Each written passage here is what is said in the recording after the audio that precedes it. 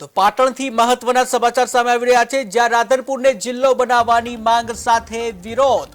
કોંગ્રેસ દ્વારા રામધૂન બોલાવી ધરણા પ્રદર્શન યોજવામાં આવ્યા, ત્યારે શહેર કોંગ્રેસ દ્વારા પાલિકા ખાતે ધરણા યોજી વિરોધ કરવામાં આવ્યો છે. ધારાસભ્ય લવિંગજી ઠાકોર પર આક્ષેપ કર્યા છે, જ્યાં ધારાસભ્ય લવિંગજી ઠાકોર પર જે આક્ષેપ કરવામાં આવે છે, વિરોધ કરી રહેલા કોંગ્રેસ કાર્યકરોની અટકાયત કરવામાં આવી છે, જ્યાં 10 જેટલા કાર્યકરોની અટકાયત કરવામાં આવી છે. ત્યારે અન્યાય થતા ઉચ્ચરાય છે ઉગ્ર વિરોધની ચીમકી. તો મહત્વના સમાચાર સામે આવી રહ્યા છે પાટણથી, જ્યાં રાધનપુરને જિલ્લો બનાવવાની માંગ સાથે વિરોધ પ્રદર્શન કરવામાં આવ્યું છે. રાધનપુરને જિલ્લો બનાવવાની માંગ સાથે કોંગ્રેસ દ્વારા આ વિરોધ પ્રદર્શન કરવામાં આવ્યું છે. ઉલ્લેખનીય છે કે બનાસકાંઠા જિલ્લાનું વિભાજન કરી વાવથરાદને અલગ જિલ્લો જાહેર કરવામાં આવ્યો છે, ત્યારે હવે રાધનપુરને પણ જિલ્લો બનાવવાની માંગ સાથે વિરોધ પ્રદર્શન કોંગ્રેસ દ્વારા કરવામાં આવી રહ્યું છે. કોંગ્રેસ દ્વારા રામધૂન બોલાવી ધરણા પ્રદર્શન કરવામાં આવ્યું હતું, જ્યાં શહેર કોંગ્રેસ દ્વારા પાલિકા ખાતે આ ધરણા પ્રદર્શન યોજવામાં આવ્યું હતું, જેમાં ધારાસભ્ય લવિંગજી ઠાકોર ઉપર જે આક્ષેપ કરવામાં આવ્યા છે, વિરોધ કરી રહેલા કોંગ્રેસ કાર્યકરોની પણ અટકાયત કરવામાં આવી છે. 10 જેટલા કાર્યકરોની અટકાયત કરવામાં આવી છે, ત્યારે અન્યાય થતા ઉગ્ર વિરોધની ચીમકી પણ ઉચ્ચારાઈ છે.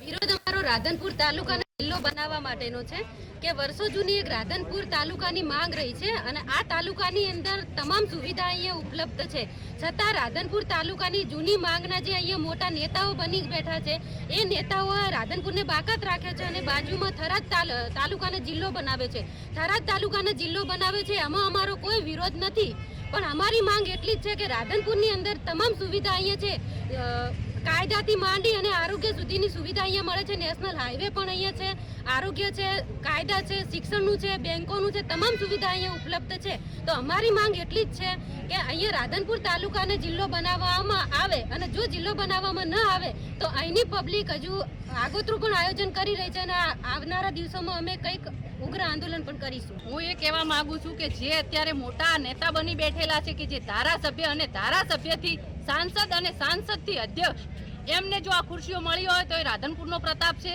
અને રાધનપુરે આપેલું છે તો ક્યાંક ને ક્યાંક એ રાધનપુરને ભૂલી રહ્યા છે, રાધનપુરની પ્રજાને ભૂલી રહ્યા છે.